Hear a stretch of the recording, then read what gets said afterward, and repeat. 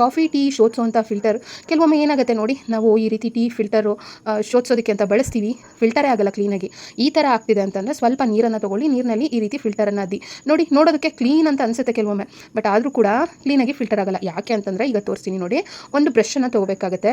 ಹಲ್ಲುಜ್ಜೋದಕ್ಕೆ ಬಳಸುವಂಥ ಬ್ರಷ್ ಸ್ವಲ್ಪ ಹಳೇದಾಗಿದ್ದರೆ ಸಾಕು. ಆ ಬ್ರಷನ್ನು ತೊಗೊಂಡು ಸ್ವಲ್ಪ ಸೋಪನ್ನು ಅಥವಾ ಲಿಕ್ವಿಡನ್ನು ತೊಗೊಂಡು ಆ ಬ್ರಷ್ನ ಮೇಲೆ ಈ ರೀತಿ ಫಿಲ್ಟರ್ನ ಒಳಗಡೆ ಎಲ್ಲ ಕ್ಲೀನಾಗಿ ಈ ಥರ ಉಚ್ಕೊಳ್ತಾ ಬರಬೇಕಾಗುತ್ತೆ. ನಂತರ ಇದನ್ನು ನೋಡಿ ತೊಳಿತಾ ಇದ್ದೀನಿ. ಇನ್ನೂ ಕ್ಲೀನಾಗಿಲ್ಲ ಇದು. ಈ ರೀತಿ ತೊಳೆದ ನಂತರ, ಇವಾಗ ನಾವು ಸೋಪ್ನ ಅಥವಾ ಡಿಶ್ ವಾಷಿಂಗ್ ಲಿಕ್ವಿಡ್ನ ಹಾಕಿ ತೊಳೆದಿದ್ದೀವಿ. ತೊಳೆದ ನಂತರ ಬ್ರಷಿಂದ ಈ ಥರ ಉಚ್ಕೋಬೇಕಾಗುತ್ತೆ. ಈ ಥರ ಉಚ್ಕೊಳ್ತಾ ಈ ಕಾಫಿ ಟೀ ಶೋಧಿಸ್ತೀವಲ್ವ, ಅದರ ಸಣ್ಣ ಸಣ್ಣ ಅಂಶ ಎಲ್ಲ, ಧೂಳಿನ ಕಣ ಎಲ್ಲ ಇದರಲ್ಲಿ ಕೂತಿರುತ್ತೆ, ಇದ್ರೊಳಗಿರುತ್ತೆ ನೋಡಿ. ನಾನು ಈ ಥರ ಉಚ್ತಾ ಇದ್ದೀನಿ. ಒಳಗಡೆಯಿಂದ ಎಷ್ಟು ಬರ್ತಾ ಇದೆ ಅಂತೇಳಿ ನೀವೇ ಇಲ್ಲಿ ನೋಡ್ಬೋದು. ತುಂಬ ಸಣ್ಣವಾಗಿರುತ್ತೆ ನೋಡಿ. ಬ್ರಷ್ನಲ್ಲಿ ಉಚ್ತಾ ಬ್ರಷ್ನಲ್ಲಿ ಕೂಡ ಬರ್ತಾ ಇದೆ ನೋಡಿ, ಎಷ್ಟು ಸಣ್ಣದಾಗಿರೋಂಥ ಕಣಗಳೆಲ್ಲ ಬರ್ತಾ ಇದೆ ಅಂತ ನೀವೇ ಇಲ್ಲಿ ನೋಡ್ಬೋದು. ಈ ವಿಧಾನದಲ್ಲಿ ಬ್ರಷ್ನಿಂದ ಉಜ್ಜಿ ಕ್ಲೀನ್ ಮಾಡಿ ತೊಳೆಯೋದ್ರಿಂದ ತುಂಬ ಚೆನ್ನಾಗಿ ಫಿಲ್ಟರ್ ಡೀಪ್ ಕ್ಲೀನ್ ಆಗುತ್ತೆ. ಕಾಫಿ ಟೀ ಶೋಧಿಸ್ಕೊಳ್ಳೋದಕ್ಕೂ ಕೂಡ ಈಸಿಯಾಗಿ ಇದು ವರ್ಕ್ ಆಗುತ್ತೆ. ಈ ವಿಧಾನದಲ್ಲಿ ಫಿಲ್ಟರನ್ನು ಡೀಪ್ ಕ್ಲೀನ್ ಮಾಡ್ಕೊಳ್ಬಹುದು.